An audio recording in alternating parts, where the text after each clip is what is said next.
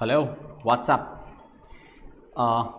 Demand वाला video आप लोगों ने डेफिनेटली देख लिया होगा और डिमांड के बाद अब अपना नेक्स्ट टॉपिक आता है elasticity of demand.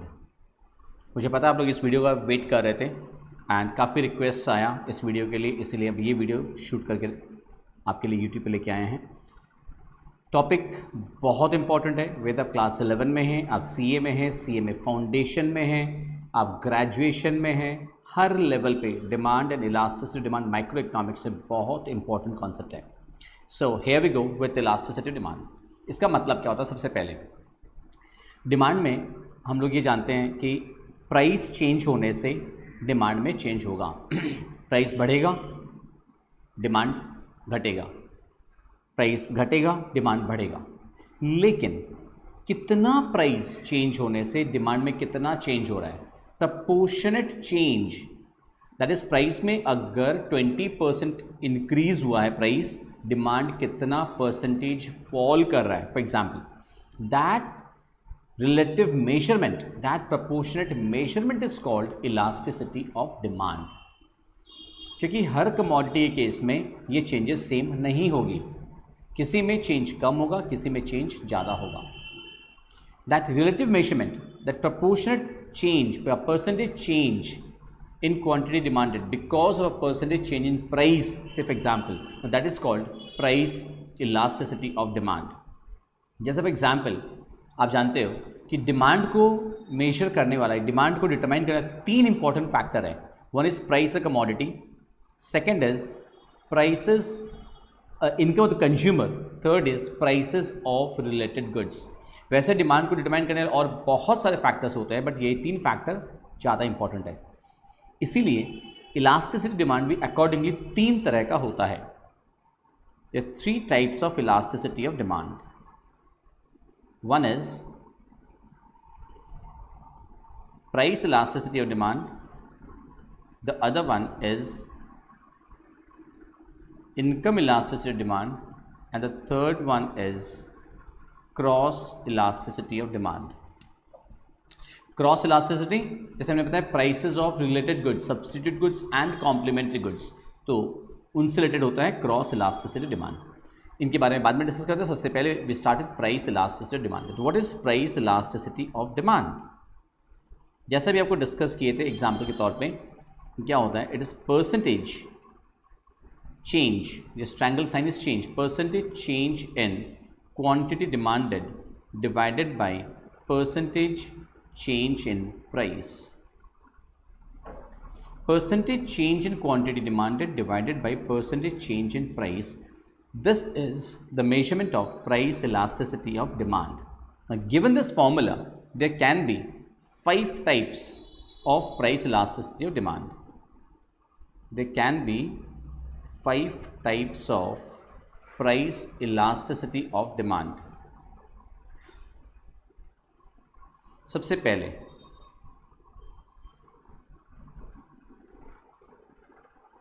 Unitary elastic demand. Unitary elastic demand और rather elasticity equals to 1। Unitary elasticity is equals to 1। आप याद कीजिए हमारा फॉर्मूला हमने क्या डिस्कस किया था प्रीवियस पेज में? is percentage change in quantity demanded divided by percentage change in price, right? इसका मतलब इलास्टिसिटी डिमांड इक्वल्स टू 1 कब होगा? जब सपोज प्राइस में there is a 10% change, 10% suppose price increase किया है and because of which the 10% reduction in demand, price 10% increase किया, demand 10% fall गया, 10 by 10 that is equals to 1, that is unitary elastic demand. ऐसे case में हमेशा ध्यान रखना आपका डिमांड कर्व कैसा आएगा, आपने वो भी ड्रॉ करते हैं एक बार। Basically that mean 45 degree curve, 45 degree from the origin अगर ड्रॉ करोगे ना, ऑब्वियसली उसके लिए कोई कॉम्पास वगैरह यूज़ करने की ज़रूरत नहीं है। OX में प्राइस मेजर करते हैं, OX में क्वांटिटी मेजर करते हैं। You measure the price, you measure the quantity. क्या होगा, आप ध्यान से देखो, प्राइस में जितना चेंज हो रहा है डिमांड में भी उतना ही चेंज हो रहा है। स्ट्रेट लाइन डिमांड कर्व आप कैसे शो करेंगे, जैसे ये जो गैप है, ये जो प्राइस जितना चेंज हुआ है डिमांड में भी उतना ही चेंज हुआ है। So this is demand curve showing elasticity equals to 1। Clear? Going further to the next one, number 2, elastic demand.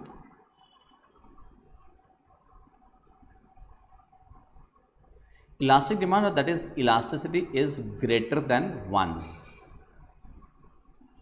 Greater than 1 numerically कब आएगा, जब डिनोमिनेटर बड़ा है और न्यूमरेटर बड़ा है, डिनोमिनेटर छोटा है। When the numerator is greater than the denominator, the value will always be greater than 1. I hope you know this. So elasticity demand equals to 1 कब होगा, when, say for example, percentage change in price is 10%, say 10% increase, and if the demand falls by 20%. Vice versa, price falls by 10%, demand increases by more than 10%, say 15%, 20%, 30%, then we call it an elastic demand, that is elasticity is greater than 1. Usually आपको ये मिलेगा in the case of luxury goods. And remember these points you should note down. आप copy किताब लेके, copies लेके बैठेंगे, note करते रहना। दो कंप्लीट सेट ऑफ नोट्स हमारा खुद का अवेलेबल है, आप हमसे ले सकते हैं या फिर आप अपने बुक से भी पढ़ सकते हैं, बट रनिंग नोट्स आप इतना लेना सीखिए, इनको लिखते रहिए। आपके बहुत से एग्जाम्स में मल्टीपल चॉइस क्वेश्चन आते हैं, SAQ शॉर्ट आंसर क्वेश्चन आता है, वहाँ पे ये सब कुछ काम आएगा। That is elasticity demand greater than 1 is found in which type of goods, necessaries, luxuries, comforts, whatever. So it's in the case of luxury goods. इसका डायग्राम कैसे बनता है, अब ये बताएंगे सर इसका डायग्राम कैसे होता है।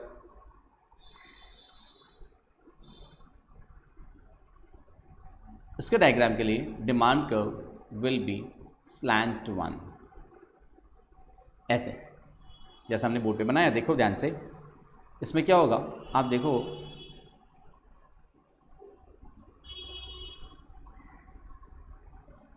प्राइस पहले इतना था, डिमांड इतना था, अभी प्राइस को आप थोड़ा सा चेंज करो, प्राइस में थोड़ा सा चेंज किया, आप ऑटोमेटिकली देखिए डिमांड में चेंज ज़्यादा आ गया है, इज़न्ट इट? प्राइस में चेंज थोड़ा सा हुआ, डिमांड में चेंज ज़्यादा। एंड इलास्टिक डिमांड कब बोलेंगे, जब ये जो ग्रीन हमने ड्रॉ की, ड्रॉ नहीं करा, आपको जस्ट दिखा रहे हैं कि प्राइस में चेंज, जो गैप है, जो डिस्टेंस है वो थोड़ा सा है और डिमांड में चेंज ज़्यादा हुआ है। And that is elastic demand, that is elasticity greater than 1. This concept is clear? Yeah, diagram draw करते हो, OY, OX, price, quantity, DD, demand curve, ये सब कुछ मार्किंग करना होता है, remember, in order to score full marks. Next, the third category. The third type is inelastic demand,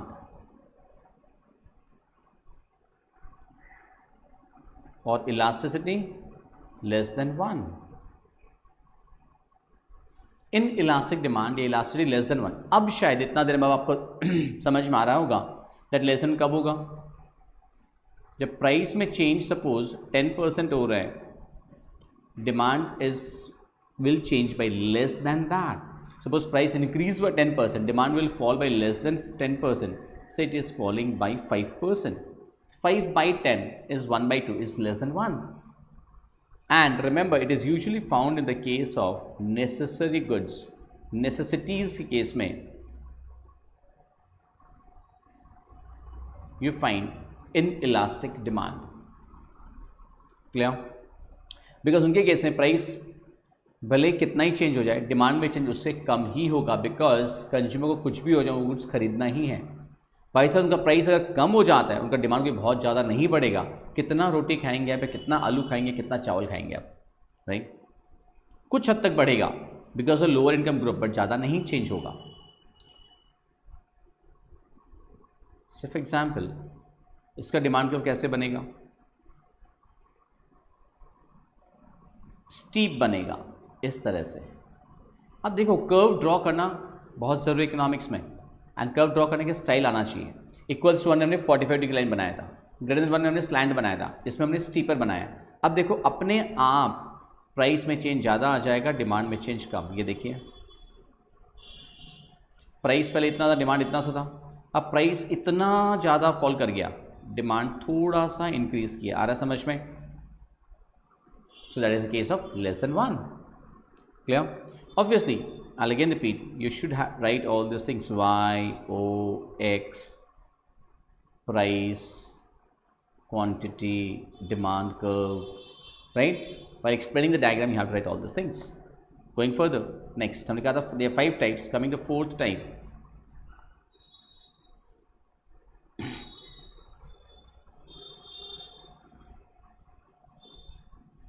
perfectly elastic demand.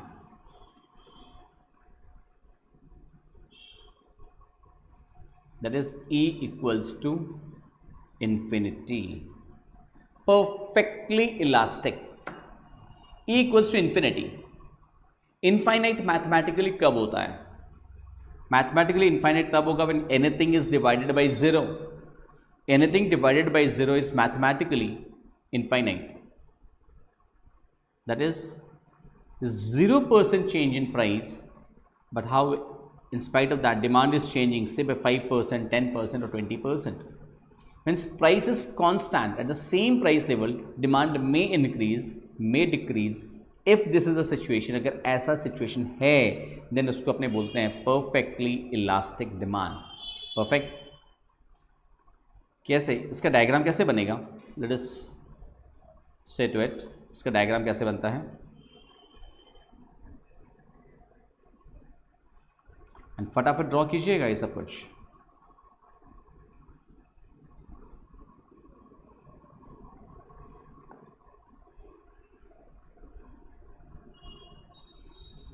That is, in this case, the demand curve is a horizontal straight line parallel to the quantity axis, parallel to the OX axis, horizontal straight line, showing that price is constant at that same price level, demand कुछ भी हो सकता है। This is usually found in the case of perfect competition, perfectly competitive market. In perfectly competitive market, we find these kind of demand curves, and this is a very important concept which will be used everywhere in the theory of perfect competition. Market वाला chapter के videos में आपको देखने मिलेगा। Perfectly competitive market में demand curve is a horizontal straight line parallel to the x-axis, because कोई भी seller at the given price, perfect competition में जो सेलर होता है ना, जो मार्केट में प्राइस डिसाइड होता है, सेलर को उसी प्राइस पे अपना माल बेचना पड़ता है। Market for agriculture products, share market, gold market, मैं ज्वेलरी की बात नहीं कर रहा हूँ, मैं गोल्ड की बात कर रहा हूँ। ये सारे मार्केट्स परफेक्टली कॉम्पिटिटिव मार्केट हैं, जहाँ पे मार्केट प्राइसेस गिवन, मार्केट में प्राइस अपने आप डिसाइड होता है। उस प्राइस पे कोई भी सेलर जितना इच्छा कंज्यूमर डिमांड करेगा उतना बेच सकता है, सेलर प्राइस चेंज नहीं कर सकता। क्लियर? इसीलिए प्राइस कांस्टेंट है, डिमांड चेंज हो रहा है, and hence elasticity demand is perfectly elastic. Going further to number 5,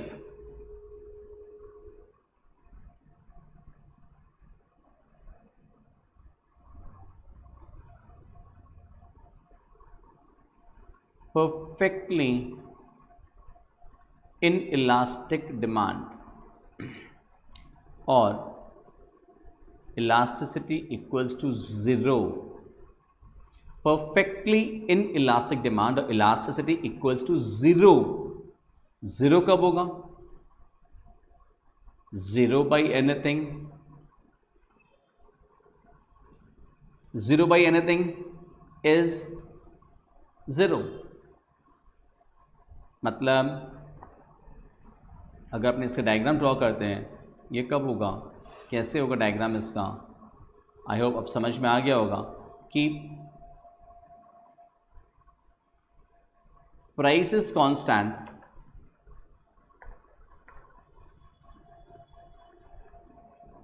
sorry, price is changing and demand is constant, कि प्राइस कितना भी कम बेसी हो जाए, उस कमोडिटी का डिमांड चेंज नहीं हो रहा है।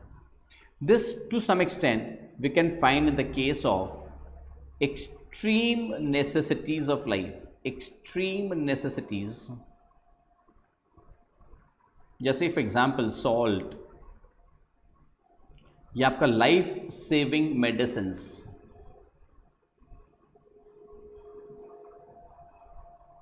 कोई बंदा अगर शुगर पेशेंट है, उसको इंसुलिन अगर लेना है, कुछ भी हो जाए उसको इंसुलिन लेना ही है। ब्लड प्रेशर का पेशेंट है, उसको मेडिसिन लेनी है तो लेनी है, भले ही मेडिसिन का प्राइस कुछ भी कम बेसी हो जाए, उसको डेली एक गोली लेनी है तो लेनी ही पड़ेगी। उसका प्राइस कम हो जाएगा तो ये नहीं कि डबल गोली लेना शुरू कर देगा। नमक का प्राइस कम हो जाएगा तो ये नहीं कि मम्मी सब्जी में डबल नमक डाल देगी, राइट। या नमक महंगा हो गया तो ये नहीं कि सब्जी में नमक कम खा लेंगे, नमक तो उतना ही कंज्यूम होगा, भले ही प्राइसेस कम हो जाए बेसी हो जाए। सो इन दोज केसेस क्या हो रहा है, प्राइसेस भले ही चेंज हो, demand is constant, there is zero change in demand irrespective of change in price, that is perfectly inelastic demand. So these are five types of elasticity of demand. Just for a short recap again on the screen, first is your unitary elastic demand, that is elasticity equals to 1. We have a 45-degree curve, same percentage change in price and percentage in demand. Greater than 1 is found in the case of luxury goods, where percentage change in demand is more than the percentage change in price. Demand का थोड़ा slant draw करना होगा. In the case of inelastic demand, that is less than 1, it is found in the case of necessary goods, that is price में change जितना हो रहा है demand में change उससे कम होगा. Steeper curve draw करना होगा. Perfectly elastic demand, जहाँ पे price में कोई change नहीं, फिर भी demand में change हो सकता है, found in the case of perfectly competitive market. Zero change in price, but there is a change in demand. We get a horizontal demand curve. यहाँ पे demand curve is horizontal. Clear? And the last one, in the case of perfectly inelastic demand, we have vertical demand curve, which is parallel to the y-axis. It is found in the case of extreme necessities of life, जहाँ पे price भले ही change हो जाए, demand में कोई भी change नहीं हो सकता. Next is methods of measurement of elasticity of demand. अभी तक हम लोगों ने क्या डिस्कस किया था, price elasticity demand. Price elasticity of demand को मेजरमेंट करने का क्या फॉर्मूलाज होता है, मैथमेटिकली क्या क्या फॉर्मूलाज होता है. First is point method.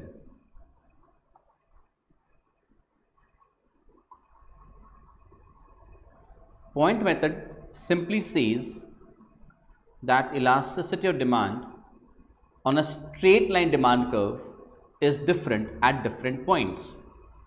कैसे? On a straight line demand curve, for measurement of elasticity of demand, the formula goes like this: lower segment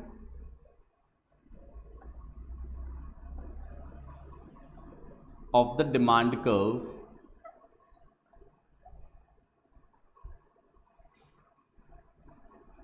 divided by upper segment of the demand curve.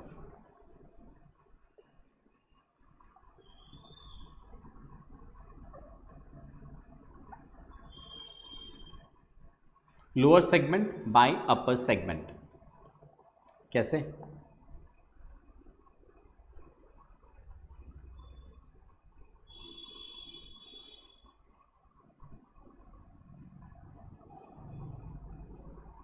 Lower segment divide by upper segment, क्या मतलब?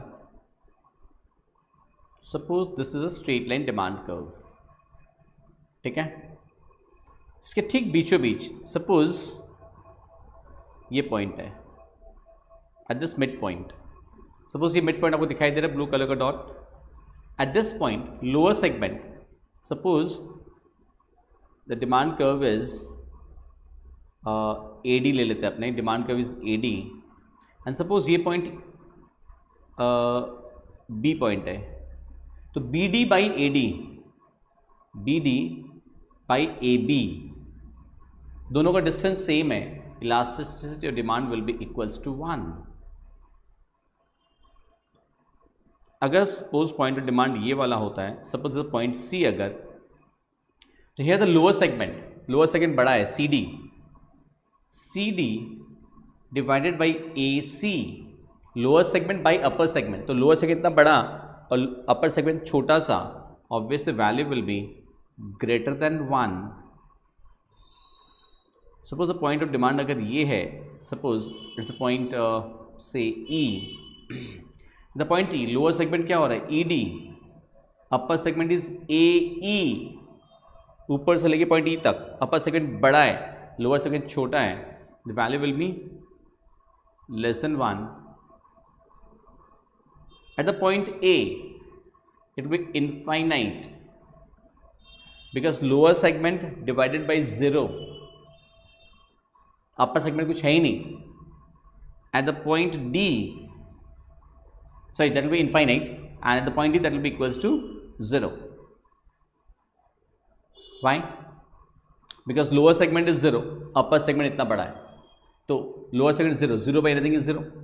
So on a straight line demand curve, elasticity of demand measure करने का straight line formula is lower segment by upper segment, mid point it is equals to 1, ऊपर greater than 1, एकदम top infinity, lower half less than 1, when it is touching the X axis that is equals to 0.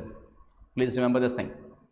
Next, and you must know that ये जो formula lower segment by upper segment derive होता है ना, this is from the percentage method. Percentage change in quantity demanded divided by percentage change in price. उसको mathematically theorems use करके जब करते हैं तो ये फॉर्मूला डिराइव होता है, which is not to be studied at this level. Clear? Coming down to the second method. Second is total outlay method.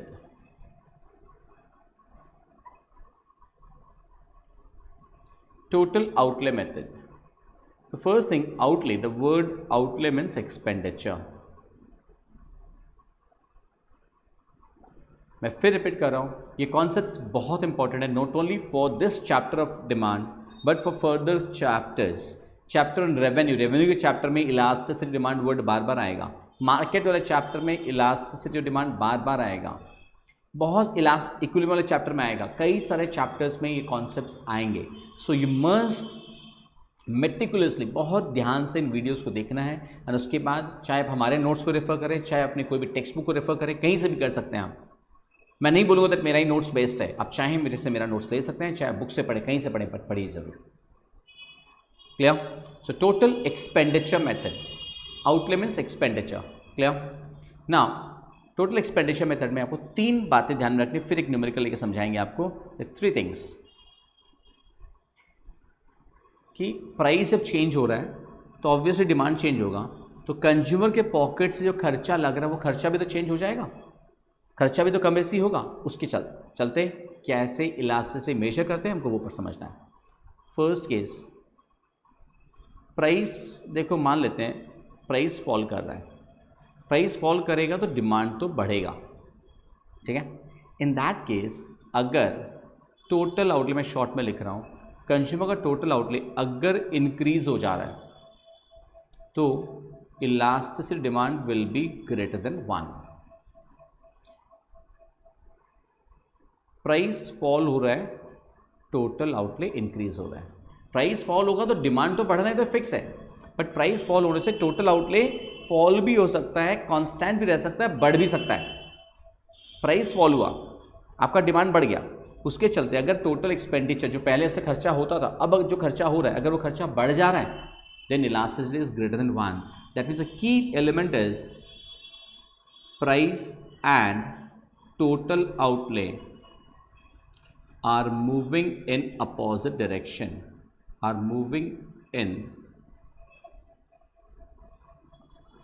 opposite direction. Price and total outlay are moving in opposite direction. Is that point clear? Coming to the second one, price अगर fall कर रहा है, quantity increase होगा, ये तो मालूम है.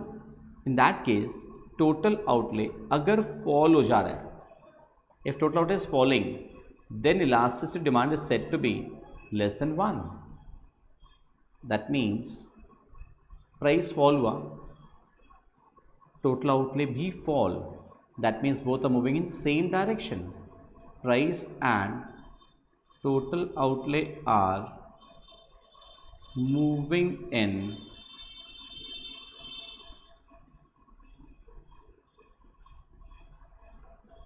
same direction. Here they are moving in opposite direction, here they are moving in same direction. And we are not talking quantity, we are talking price and total outlay, remember. Clear? Third one,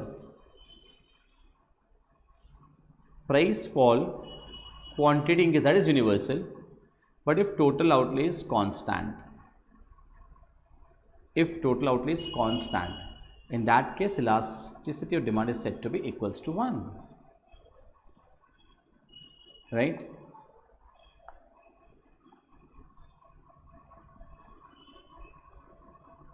So nothing to write.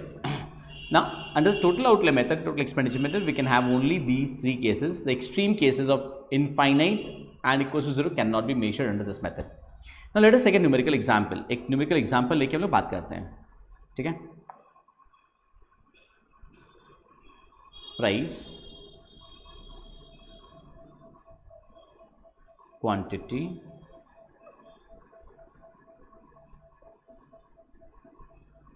total outlay, elasticity of demand. Price is in rupees, quantity obviously in units. Price into quantity multiply करेंगे तो total outlay, total expenditure आ जाएगा. Let us take our first case. मान लेते हैं price 5 रुपये, price is 5 rupees. At a price of ₹5, suppose demand is 100 units. Total outlay will be how much? 500. Price मान लेते हैं कम होकर 4 रुपये हो गया, डिमांड बढ़ के 150. 150 into 4, total out is how much? 600. आप बताइए टोटल आउटले क्या हुआ? इंक्रीज हुआ है. प्राइस डिक्रीज किया है, टोटल आउटले इंक्रीज किया है. अब फर्स्ट केस से कंपेयर करके देखिए, price and total outlay are moving in opposite direction. Price is falling, total is increasing. So अब इलास्टिसिटी ऑफ डिमांड आप क्या बोलोगे? Will be greater than 1. Got it? Coming to the second one, second example. Suppose price is 5, quantity is 100, total outlay is 500, price reduces to 4. Suppose quantity बढ़ के 110, तो 110 into 4, 440. That means price कम हुआ है, total outlay भी कम हो गया है.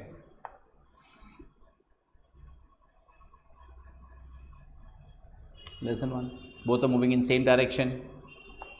I hope it's very clear about the second point. Price and total are moving in same direction, then elasticity is said to be lesson 1. Coming to the third case, same case, price 5, quantity 100, total outlay 500. Price कम होके 4 हो रहा है. इस बार demand बढ़ के मान लेता है 125 हो रहा है. डिमांड अगर बढ़ के 125 हो रहा है तो 125 into 4, that is how much? 500. Total out is constant. In that case elasticity demand will be equals to 1. Got it? This is how elasticity demand is measured under the total outlay method. Just this 3 propositions. Clear? Next, going further, the next method is the arc method.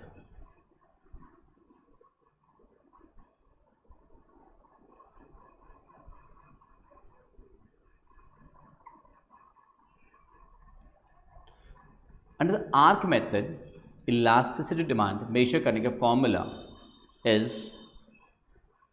Q1 minus Q2 divided by Q1 plus Q2 into P1 plus P2 by P1 minus P2. क्या है ये सब? Nothing but P1 is original price. P1 is original price, P2 is new price, Q1 is original quantity, Q2 is the new quantity. Q1 minus Q2 divided by Q1 plus Q2 whole into P1 plus P2 by P1 minus P2. See, for example, पहले price था. So for example, earlier the price was ₹3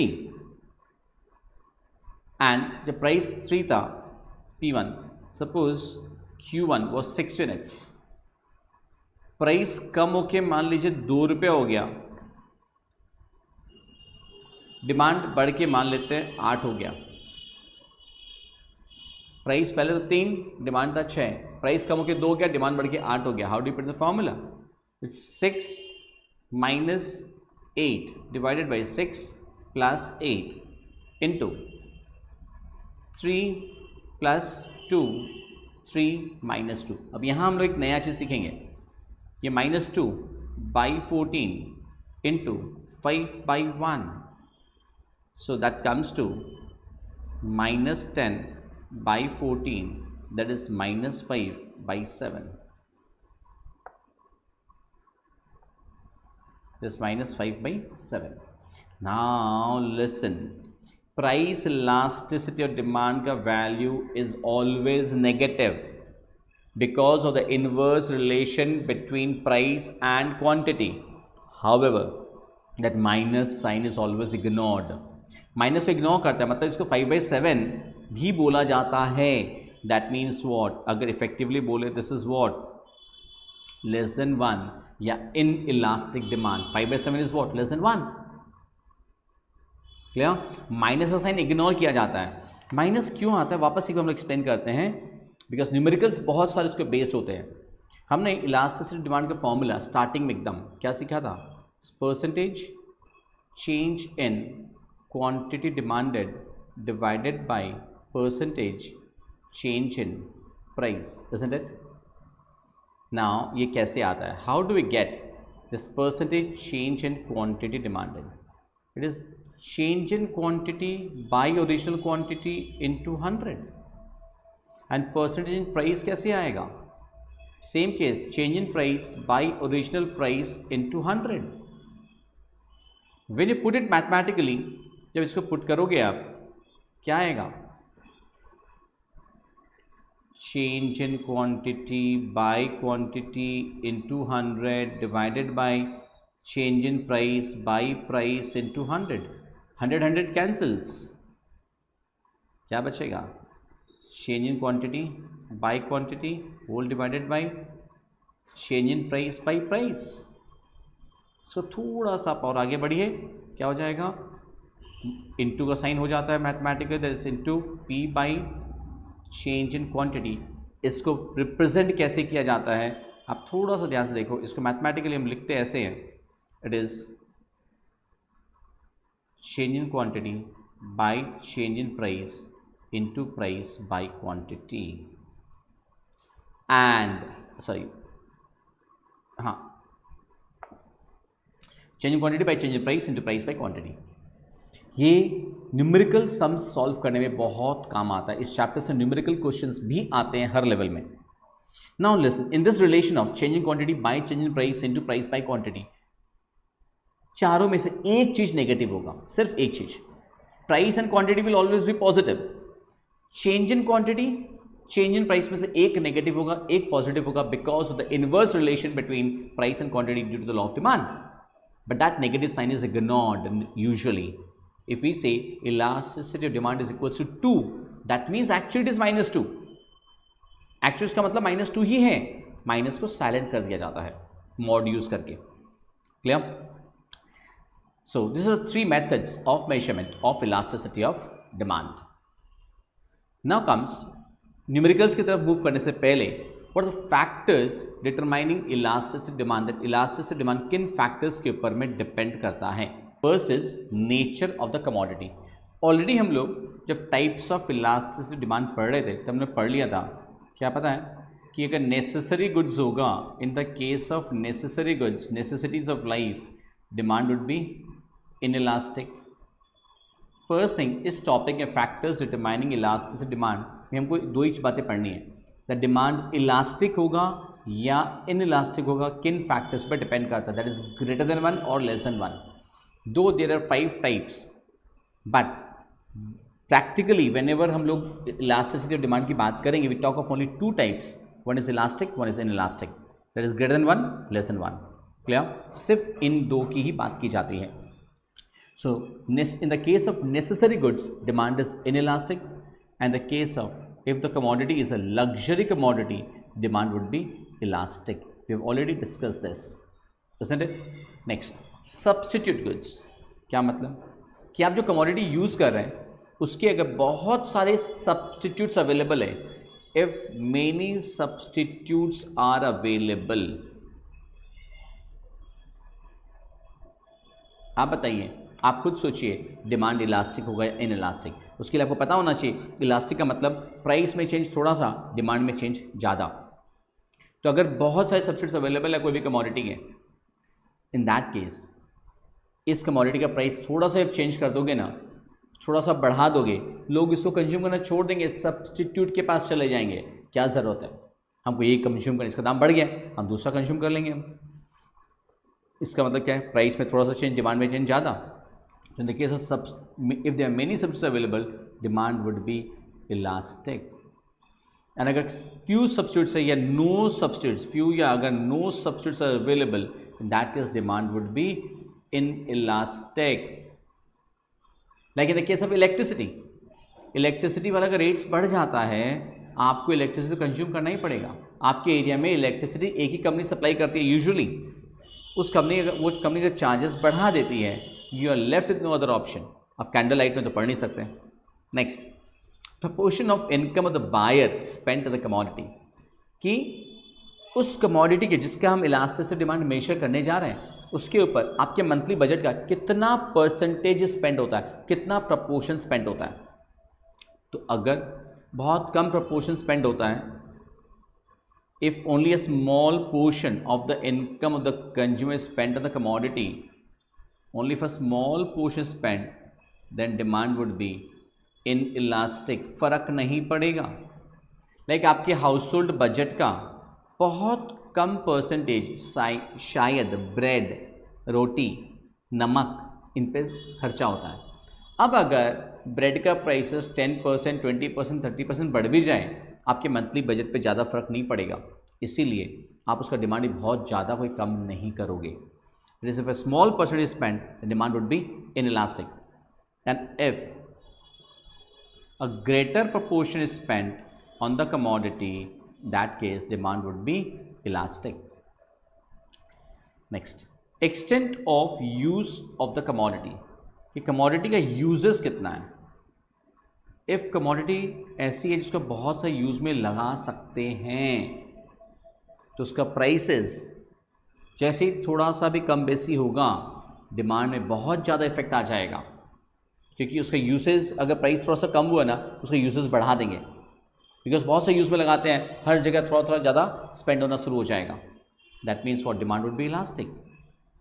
and if the commodity is put to limited uses, अगर commodity को ज़्यादा uses में नहीं लगा सकते आप, इन दैट केस प्राइसेस कम बेसी हो जाए, भले डिमांड पे बहुत ज़्यादा फर्क नहीं पड़ता, demand would be in elastic. Income of the consumer, in the case of very high income group of people and in the case of very low income group of people, दोनों case में demand is inelastic।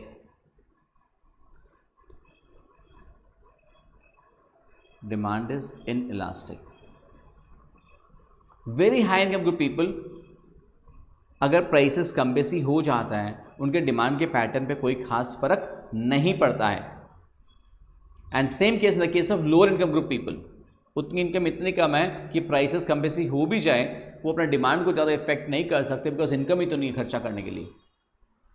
But in the case of middle class people, is middle income people, middle income range वाले जो लोग होते हैं, उनके case में demand is elastic for most of the commodities. Habits and conventions, I will accept, अगर किसी को कोई चीज़ की हैबिट है, एक कन्वेंशन है, हैबिट है, किसी को टबैको लेने की आदत है, किसी को अल्कोहल की आदत है, दोनों गंदी चीज़ें नहीं कंज्यूम करनी चाहिए। किसी को अच्छी आदत है कि सुबह भगवान को अगरबत्ती किए बिना, पूजा किए बिना वो कुछ खाएंगे नहीं, तो ऐसे केस में इन कमोडिटीज़ का प्राइसेस कितना भी कम बेसी हो जाए, इनके डिमांड के ऊपर फर्क नहीं पड़ता। अगर 2 अगरबत्ती करनी भगवान को 2 ही करेंगे, अब दाम बढ़ गया तो भगवान जी आज 1 ही करेंगे, भगवान से सौदा नहीं करेंगे आप। पीने वाला को जब पीना है वो पिएगा, भले ही प्राइसेस कम हो जाए बेसी हो जाए। डिमांड में फ़र्क पड़ता है, थोड़ा बहुत फ़र्क पड़ता है, ज़्यादा कोई फ़र्क नहीं पड़ता। नेक्स्ट, पोस्टपोनमेंट ऑफ कंजम्पशन, मतलब अगर कमोडिटी ऐसी है जिसके कंजम्पशन को हम लोग पोस्टपोन कर सकते हैं कि नहीं, बाद में कंज्यूम कर लेंगे, तब तो डिमांड वुड बी इलास्टिक, क्योंकि प्राइस बढ़ गया, महंगा हो गया, अभी कोई बात नहीं, अभी नहीं खरीदते हैं, जब दाम कम होगा तब खरीद लेंगे। So if postponement is possible then demand would be elastic.